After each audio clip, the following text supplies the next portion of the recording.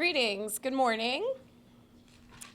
My name is Ana Lilia Mejia. I am the Director of New Jersey Working Families. We convene a table called Better Choices for New Jersey, where we focus on this question of fairness and equity across our state for New Jersey working families.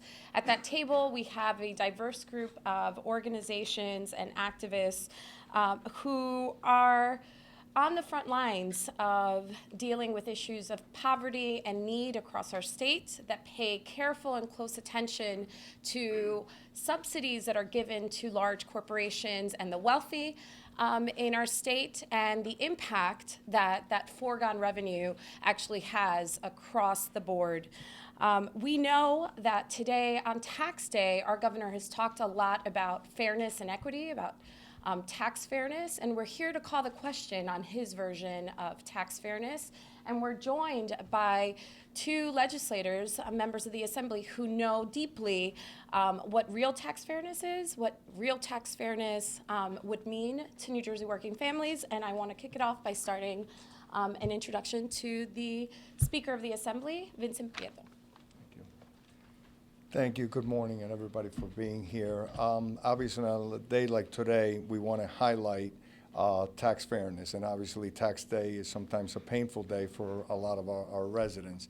But things that we should be talking about and things that we have done in the Assembly, and when we talk about an anti-poverty, that this legislative session is something that I've taken up to help the people of the state of New Jersey, that too many of them are in poverty. When we figure in a livable wage, 2.8 million residents with 800,000 children are in poverty, so we have to help. Things that we need to do for tax fairness, a bill we just passed, the earned income tax credit, raising it to 40%. That helps the working poor of the state of New Jersey. That's very important for us. Another bill that we passed for tax fairness would be creating another 1,000 vouchers for housing assistance. That's very important. The state of New Jersey is very expensive to live in, so that is a very big component of fighting anti-poverty. And another thing that we actually have been starting the dialogue on is talking about pre-K.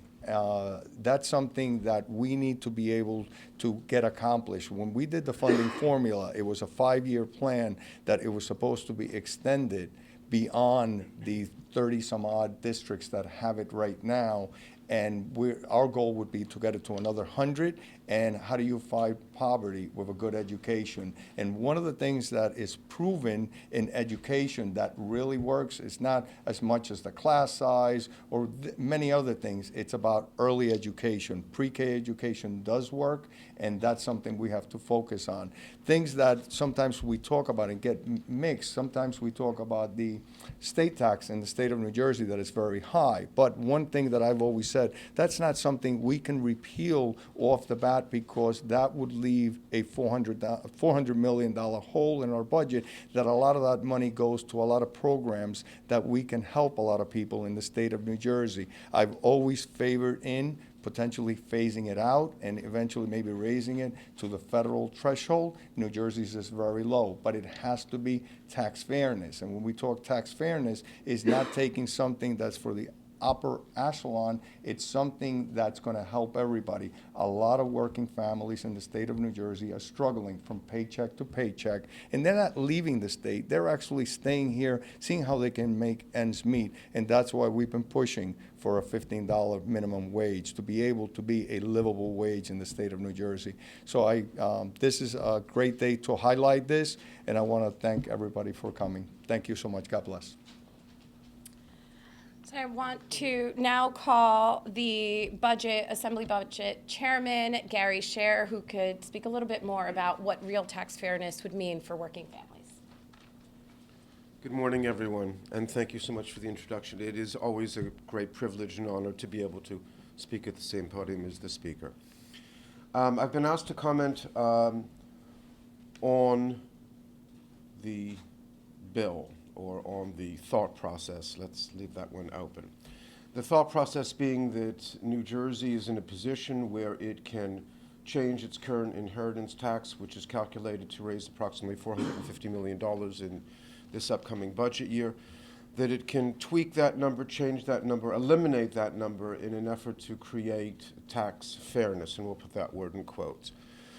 It is the responsibility, as everyone here I know is aware, for the Budget Committee to meet with all the various departments of the state to find out possible savings, to find out possible priorities that are not included, to report those findings back to the Speaker for his disposition and determination.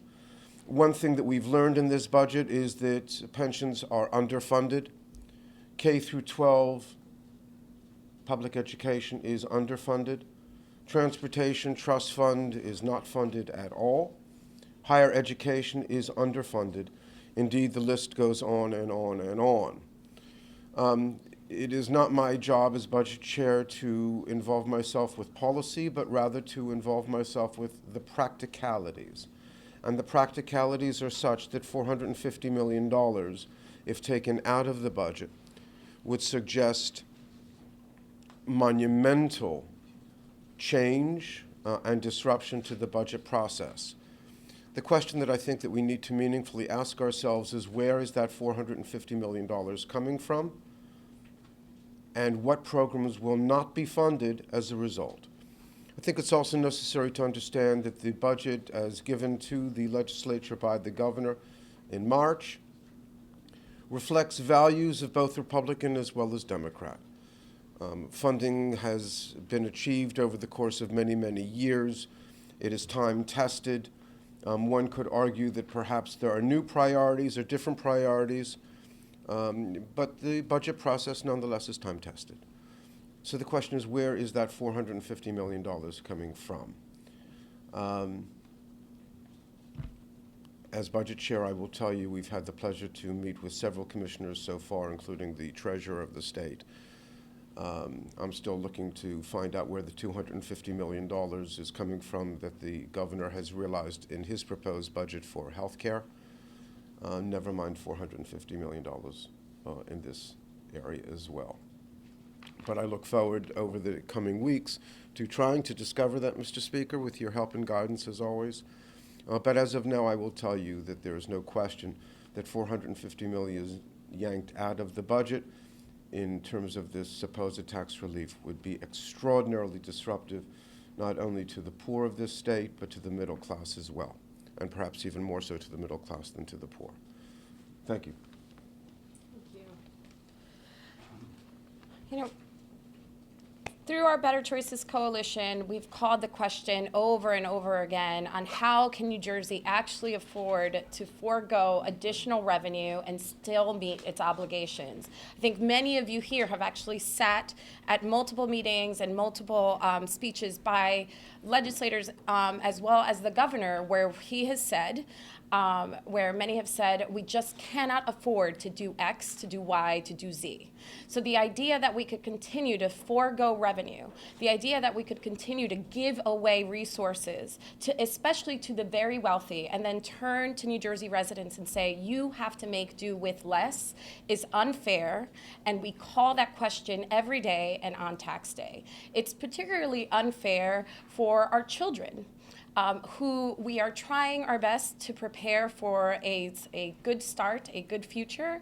And a key piece is obviously both early education and K through 12 education. And here to speak a little bit about that impact is Wendell Steinhauer from New Jersey Education Association. Thank you. Thank you. Wendell Steinhauer, President NJEA. I represent 200,000 active and retired public school employees. And for 2 decades or more, New Jersey has been digging itself into a budget hole. For a while, it was possible to pretend that it might magically be okay. But anyone who's been watching for the last few years knows that big talk and broken promises won't fix the budget problem. And tax giveaways to the very wealthiest people in the state won't fix the problem either. Take a look around. Our infrastructure is crumbling. Our schools are underfunded. Our county colleges and four-year institutions are rapidly raising tuition to make up for lost state funding. Our pension systems are among the most poorly funded in the nation. And each of those problems hits hardest on the working and middle-class New Jersey families who are the backbone of our economy. Those families make up the vast majority of our state, and they need a lot of things from this legislature. They need better roads, well-funded schools, affordable higher education, and they especially need the state to keep its pension promise.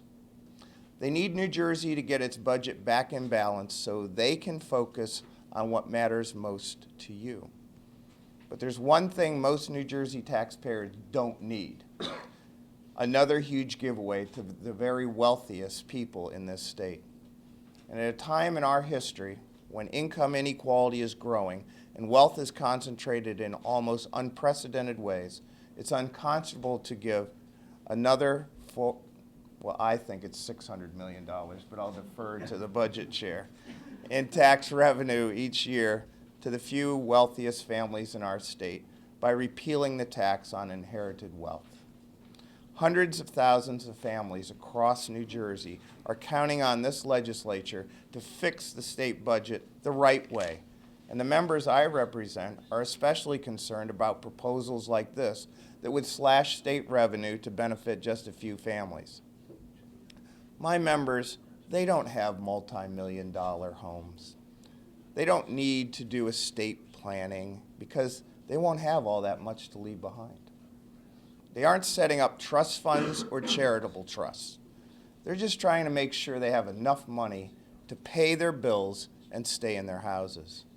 And they're looking to our elected leaders to keep the promises made to them over a career of public service.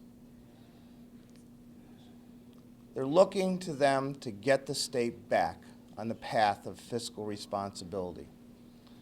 Now I ask you, how can New Jersey choose a tax break for the wealthy over keeping its promises to the people who build this state and keep it running every day?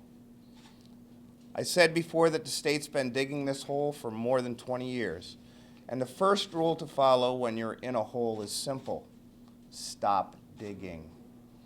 The proposal takes a backhoe to our budget. It's crazy, and it's up to us to say no.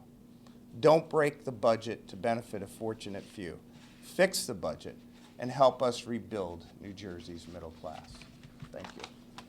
Thank you. And I want to call Sheila Steinhartson. Sorry.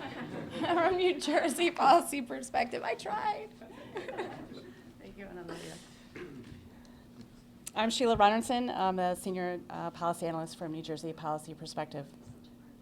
On tax day each year, we hear a lot of noise about taxes in New Jersey.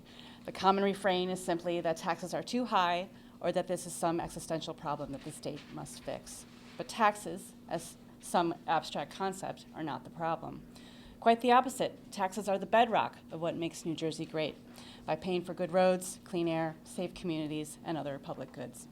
The real problem is that New Jersey's tax structure is out of balance. Eliminating the estate tax levied on the wealthiest 4% of heirs would make this problem much worse. As it stands now, poor and middle-class families pay a larger share of their income to state and local taxes than the state's wealthiest families, and that's even with New Jersey's relatively progressive income tax. The bottom 40%, those earning less than $43,000 a year, pay the most, an average of 10% of their income. The top 1%, those with taxable income of $758,000 and higher, pay the least, about 7%. What's more, nearly all of the tax policy changes the state has implemented over the past 7 years have not helped change this equation.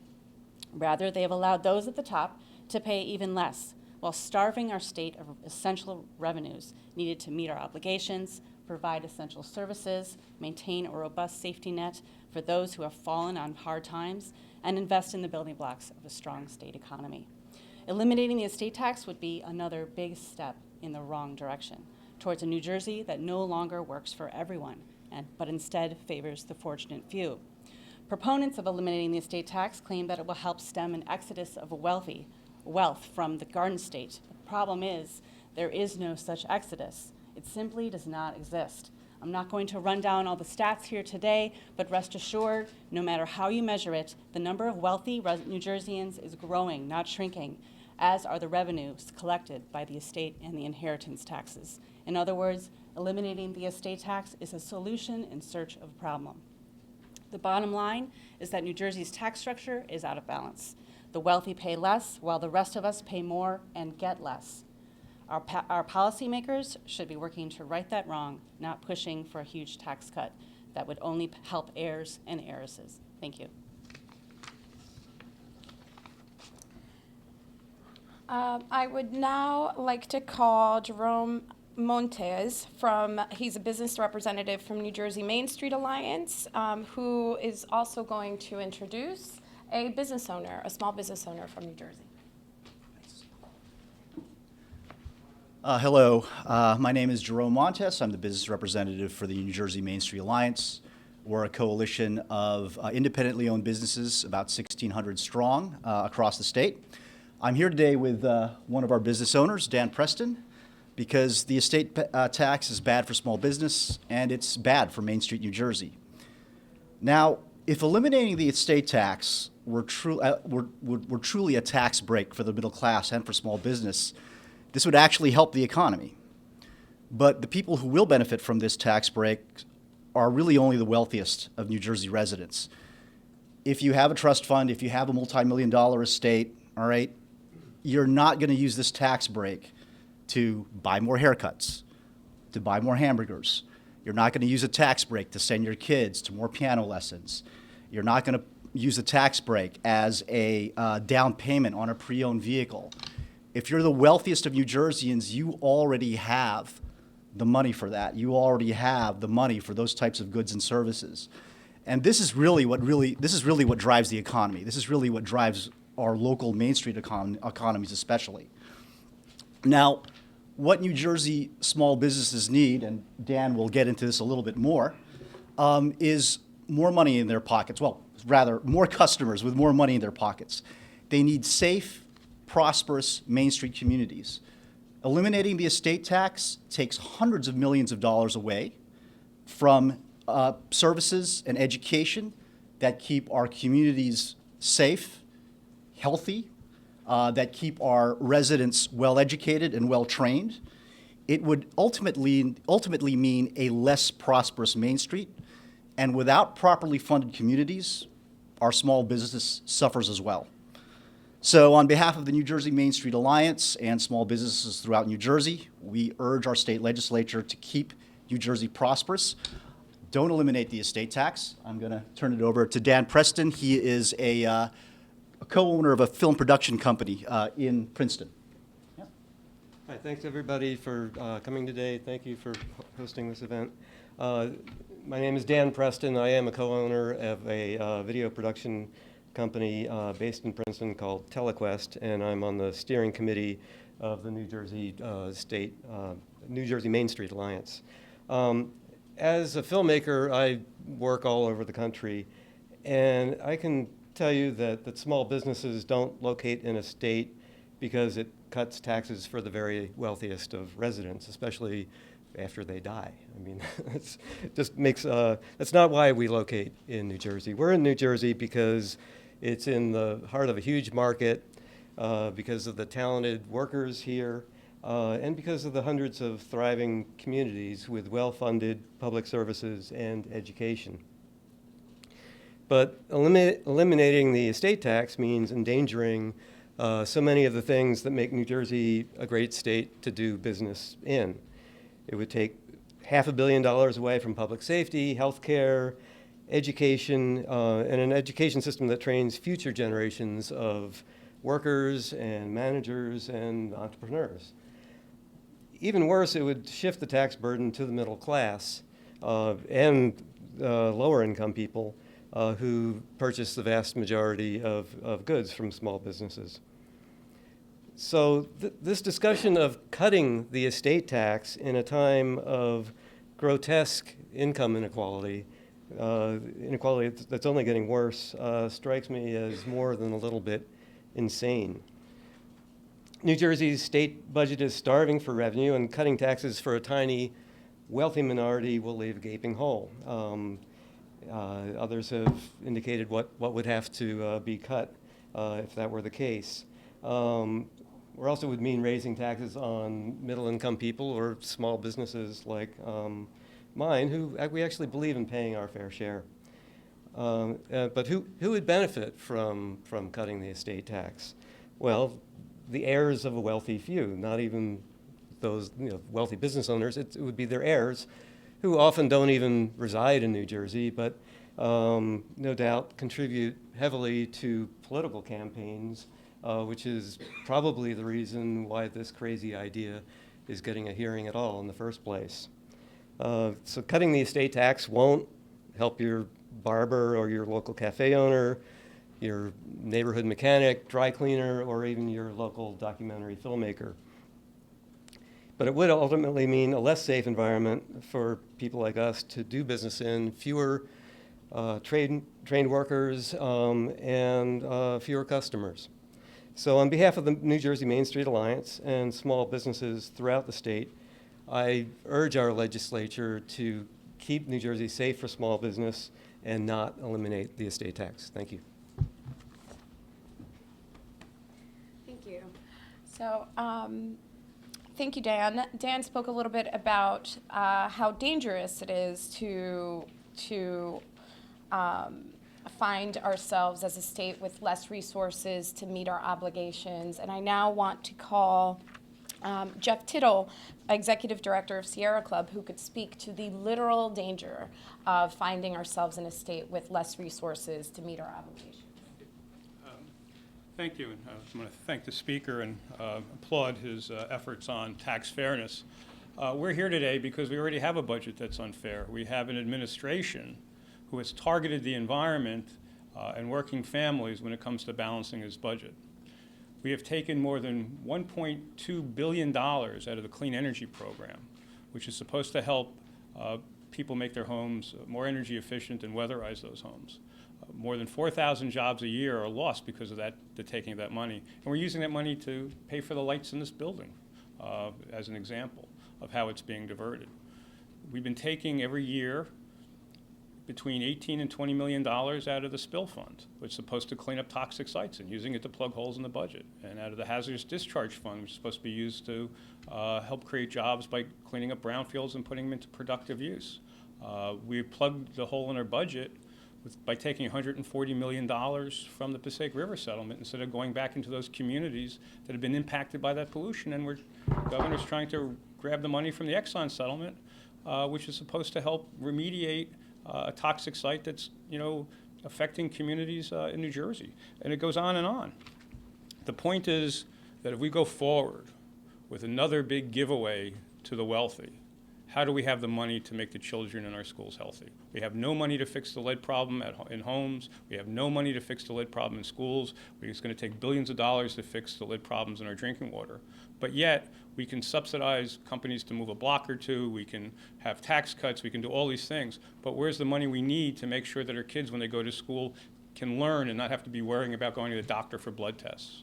We have an administration, that has turned what was once the best transit system in the country to one that's falling apart where the wheels are coming off. If we go forward with this tax cut, how are we going to fund New Jersey Transit? It already has a $57 million hole. Fares are going to go up. There's going to be a push to privatize more parks and to log those parks and to sell them off to developers and others for restaurants or hotels. That's what the stakes are. We're here today to stand with the speaker because we know that this only benefits a very small percent of the people in New Jersey. And we need these funds to make sure the DEP can do this job, to ensure we have clean air and clean water, that we have people to inspect toxic sites. But we need it more because it's also a way of growing our economy. We have no money for renewable energy, but we've got money for tax breaks. Something is wrong and something is out of balance. So here, on tax day, we're saying what the governor's proposing and the elimination of the estate tax is unfair to the people in New Jersey. It will lead to higher fares and service cuts and will actually hurt our economy in the long term. We cannot continue to target our budget on the backs of working families and on the protection of our families from toxic chemicals and to make sure we have clean air and clean water. Thank you. To continue to talk about the environmental and global impact that these type of actions have on our state and beyond. David Pringle, Campaign Director from Clean Water Action. Thanks. We can debate ad nauseum how bad or good the economy is, but there's no debate. It's not strong enough, and we're revenue challenged, and the best solution is to grow the economy. And eliminating the estate tax would make it impossible to fund transit, clean energy, and basic environmental programs that are not only central to public health and the environment, but to a strong, sustainable basic economy. So eliminating the estate tax is not just bad policy, it's bad for the economy. It's bad for public health. It means higher health insurance rates. It means more hospitalizations. It means more kids going to the hospital for asthma. It means problems in our drinking water. It means cardiac disease and the like. And it means a loss of jobs. As Jess attributed, thousands of clean energy jobs have been lost under this governor because of the clean energy cuts. So it's not, and that becomes a self-fulfilling prophecy where not growing the economy, so the revenue is more challenged, so we keep stealing more money, so we keep having job cuts, and on and on. Yet we fund crazy things, like the taxpayers of this state funded South Jersey Gas to move within Atlantic County from one town to another. Hamilton is a struggling town. It lost the headquarters of South Jersey Gas, and South Jersey Gas has nowhere to go. They're a South Jersey utility. They're not going to move out of state. Yet our taxpayer dollars are funding that kind of problem. So on tax day, it's important to remember that public funds support investments that make the life better for all of us, make New Jersey a great place to live and work, and giving those tax dollars away to the people who need it the least is the last thing our legislators should contemplate. So thank you again, Speaker, for your leadership in opposing this. We can talk about tweaks here and there, maybe raising the threshold, making it progressive or whatever, but totally eliminating the estate tax, disproportionately benefiting those that are already disproportionately profiting at the expense of the majority who are struggling is not only morally wrong, but it's economically backward. We need to be making things better, not worse. Thank you. So before calling our last speaker to close us out, to recap a bit, as a coalition, as activists, as New Jersey residents, we're not saying that paying your taxes or contributing to the collective good is a bad thing. We're all responsible citizens here. We all believe in putting in our fair share to ensure public health, public safety, et cetera. Unless anyone in our state is prepared to build their own roads and or own schools or own hospitals and go on it on their own, we know that we all have to chip into the collective to ensure good public services for ourselves and our families. What we are saying is that there is an important point that often gets missed. We need to ensure fairness. We need to ensure fairness across the board so that we are all fairly contributing to the public good. When we don't do that, there is a huge human impact and cost. And I want to call someone who knows very closely, very deeply, the impact that having less resources has on families, on children, and the impact that just a little bit more resources mean to the most needy in our state. Serena Rice from the Anti-Poverty Network. Thank you, Analulia. Morning. My name is Serena Rice, and I'm the Executive Director of the Anti-Poverty Network of New Jersey, a statewide education and advocacy organization dedicated to the prevention, reduction, and we hope eventually the elimination of poverty in New Jersey. Our work is focused on promoting solutions to poverty. And we understand that that's not a simple task. It means building an understanding of the historic and economic and structural causes of poverty and exploring societal and policy remedies. But it also has to mean investing. It's just unavoidable. If you really want to move the needle on persistent poverty in New Jersey, and when I talk to leaders on both sides of the aisle, everyone agrees this is important for our state. We can't have 2.8 million residents in our state struggling just to make ends meet every day. If we want to do something about that, if we want to move the needle, we can't do it in a way that costs no money. It's just not possible. When poor children enter school knowing only half of the words of their higher income peers, volunteer tutoring is not going to fill the gap of the lack of high quality preschool. When families on welfare are trying to survive on incomes well below the threshold for even extreme poverty, you can't change their lives by teaching them how to budget better. When seniors lose nutrition benefits and have to go back to deciding whether they're going to eat or whether they're going to heat their homes, food pantries cannot absorb that need without resources. And when 3 out of 4 low-income families in our state are spending more than half of their income just to keep a roof over their heads, we have an affordable housing crisis that needs investment. The good news is our legislature understands that we cannot solve poverty without investing in solutions. Under the leadership of the Speaker, this session, leaders in both the Senate and the Assembly have seen the critical need for ambitious anti-poverty programs to address the growing number of New Jerseyans who are struggling to make basic needs. And in recent months, they've put forward a number of important bills that will make a real difference. The Speaker alluded to those, to a number of those bills. But this agenda will only work if we protect the resources New Jersey needs to support these efforts.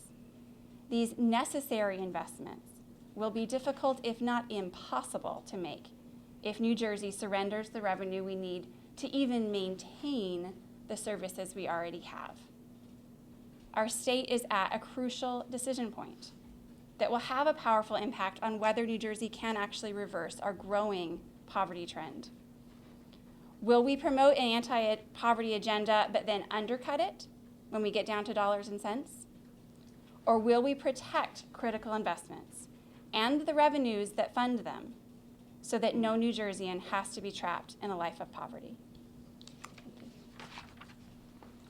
Good, so we turn it over to questions, and I'll call the Speaker because I'm sure that's where the questions are going to be directed to. Any questions? Yeah, I have a question.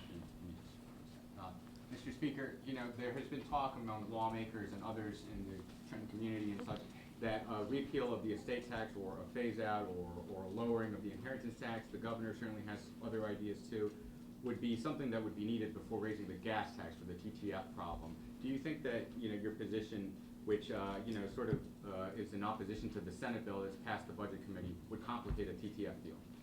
Well, I've always said that to doing the TTF, I'd be open to looking at the estate tax, and it would have to be, as the word that has been being used by myself and many other people, tax fairness, if you're going to do one or the other. But again, New Jersey is very low. The threshold is $675,000. When you hit that threshold, it goes back to $1. We need to look at that and maybe move the bar up. But again, we would not be able to withstand a total repeal as what the governor gave in his message, you know, before the joint legislature, that would not be feasible. Now, it has to be part of a bigger picture in my mind because we have other issues fighting anti-poverty, so we need those revenues in our budget right now. So, to your question, I think that has to be a bigger picture of doing the Transportation Trust Fund.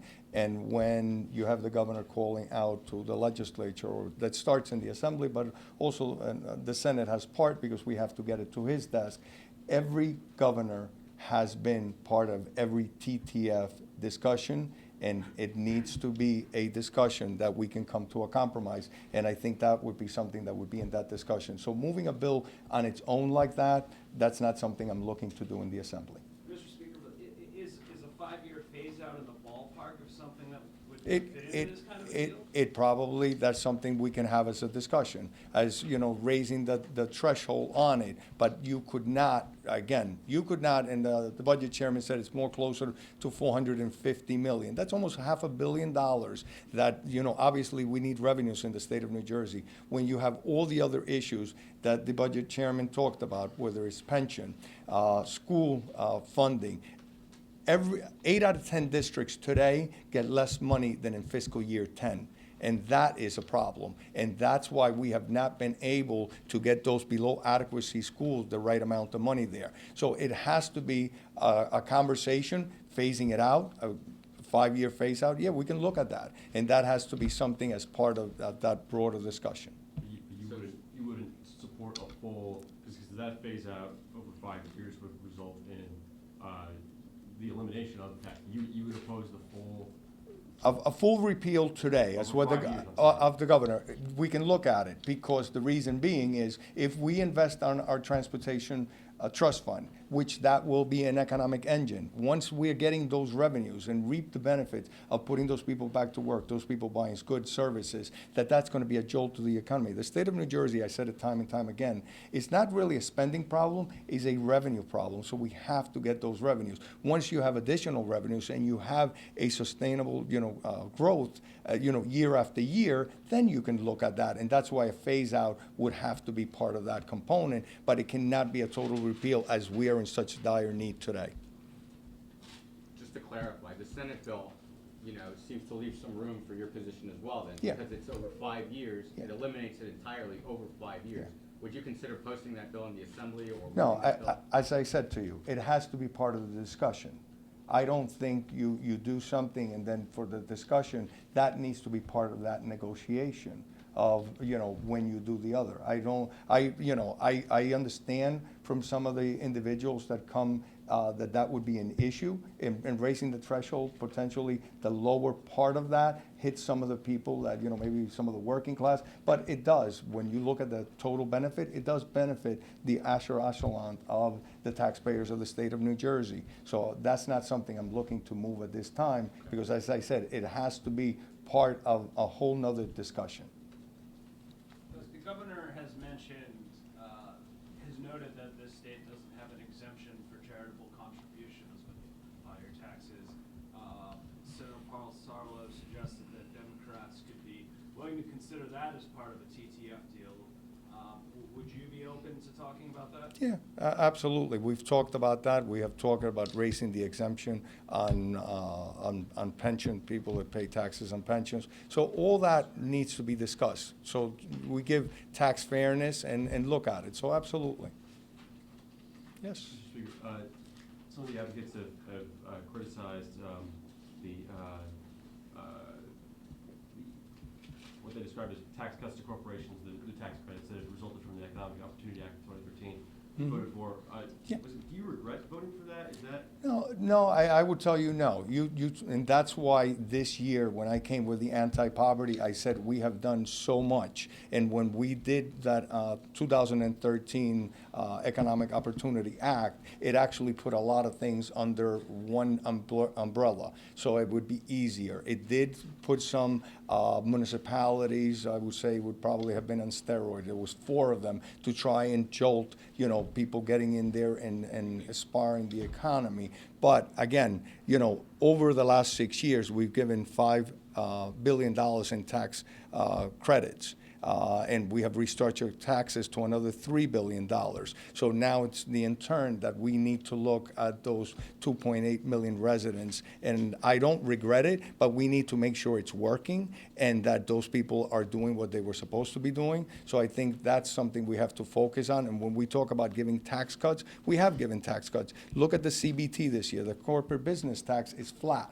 So it actually, and that has to do with a lot of those credits. So we need to start looking at, we wanted to help, the job creators in the state of New Jersey. But again, we cannot keep going to the well and cutting from our budget. As I said, the CBT is flat this year. Do you support those credits that have been? Yeah, and listen, a lot of times we look at credits. I'm very mindful, anything that has credits attached to it, but at the time, it was something that everybody thought it was the right thing to do, and I think we just need to see how it's working, and we gave that opportunity to them to be able to have companies not only stay in the state of New Jersey, but attract other ones from coming in.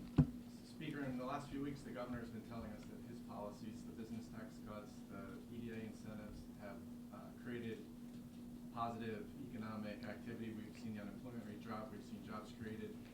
Do you agree that those policies are playing a role? And if you don't, do you see any evidence, any direct evidence of something else that would be explaining why we've had some of this improvement? Well, I think it was probably, the word would be, it's about time, because we had lagged behind every other state.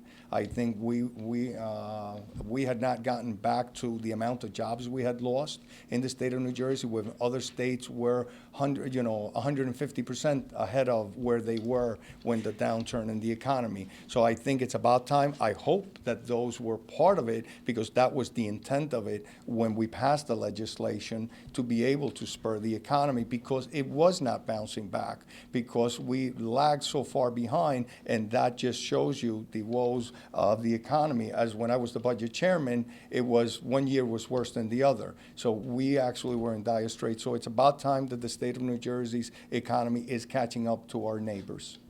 Hot topic. Do you plan to post your Atlantic City recovery bill for a vote in the Assembly this week? I'll take questions if you want on that separate issue. Keep this to what we're talking about, tax fairness, and today. I think a lot of New Jerseyans would say that property taxes are an undue burden on them. What do you plan to do in terms of that? Property taxes? Yeah. Property taxes is probably the biggest challenge, and like I tell you, I've looked at other states, see how we can try and tackle it. It's very difficult, because I use the number 4%. If we were going to drop everybody statewide 4% their taxes, which is a minimal amount, and everybody will tell you that's not really going to help. If you did 20%, you'd be talking about something. 4% causes $1 billion.